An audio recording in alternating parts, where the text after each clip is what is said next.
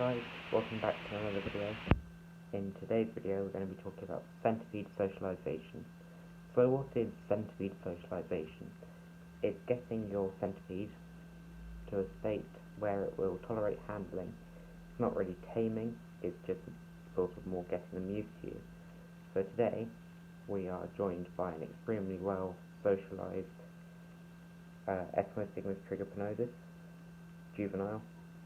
Now this centipede is one I would suggest for beginners, and one I'd suggest if you want to start socialising animals due to their bite not being that bad, well, at least in my opinion, and their ease of care.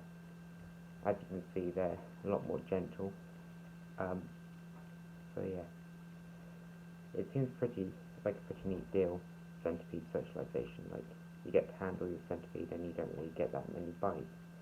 However, it does come at some sort of cost, meaning if you make a continuous series of mistakes, like you accidentally put a little bit too much pressure on the centipede, or you try and dig it out of its burrow to try and handle it, it will mean that the centipede may bite you, and depending on species, that can be pretty bad.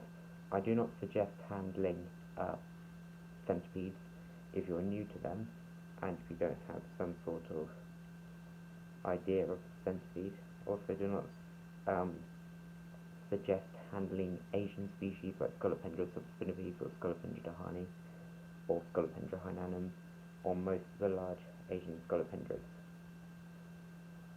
But yeah, you can see these guys, this little E-trig is actually very well socialised. I've had this one a little while now, and it even lets me put pressure on its back. But yeah, you can get them to feed from your hand sometimes, but beware, you will get bitten at least once or twice whilst trying to socialise your centipedes, which is why I don't suggest handling Scolopendra dahani. So let's talk about how you start socialising a centipede. So, you've just got your centipede and you want to start handling it.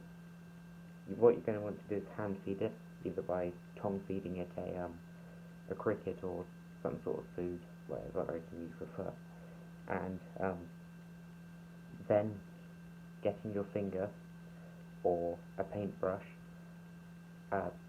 stroke it along the side of the face and or the antennae to get it used to you. If it flicks its terminal legs or tries to bite, leave it alone until the next week. But if it doesn't, you can start giving it a stroke along the back or along the terminal legs.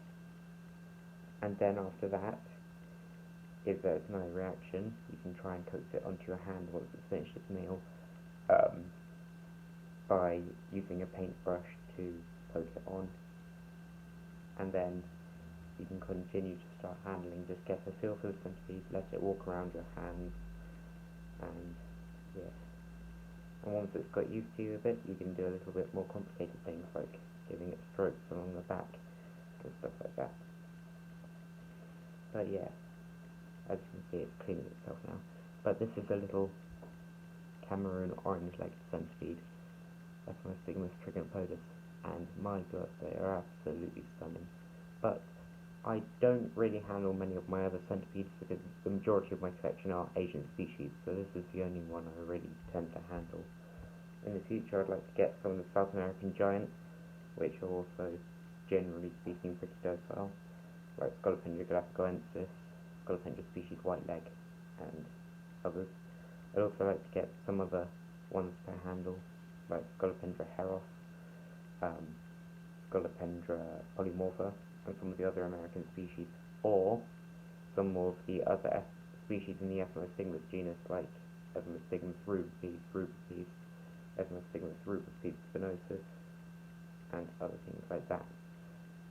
But yeah, as you can see, this centipede is extremely well socialised, not seen a sign of aggression with it since.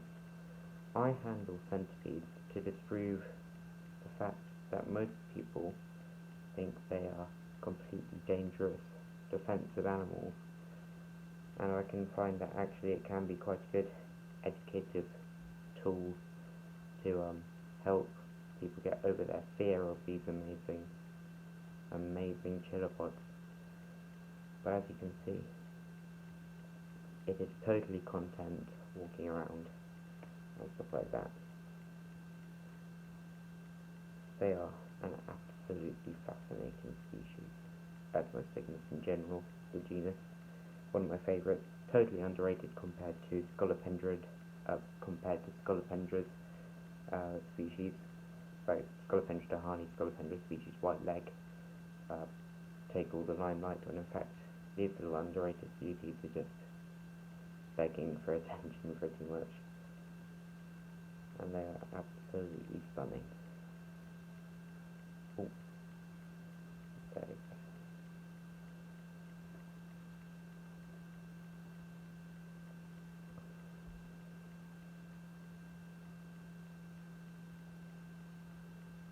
So, when should you put your centipede back off handling? If you see any sort of signs of aggression, like they start pinching you with their toxicognaths or forcipules, whatever you want to call them, or if they start flaring their terminal legs in an upward V sign, or they may alternatively try to quicken their pace and try to run. So yeah, only handle if you feel comfortable handling. You don't have to handle your centipede. In fact, many would suggest that you shouldn't handle your centipede. But yeah, they are absolutely awesome, and there will be more videos on centipede socialization and the process that you go through in the future. If I get some other centipedes like Scolopendra polymorpha that I can actually handle, but for now this is my only socialized centipede, because most of my others are Asian species, so I wouldn't suggest handling at all. But thank you for watching, goodbye.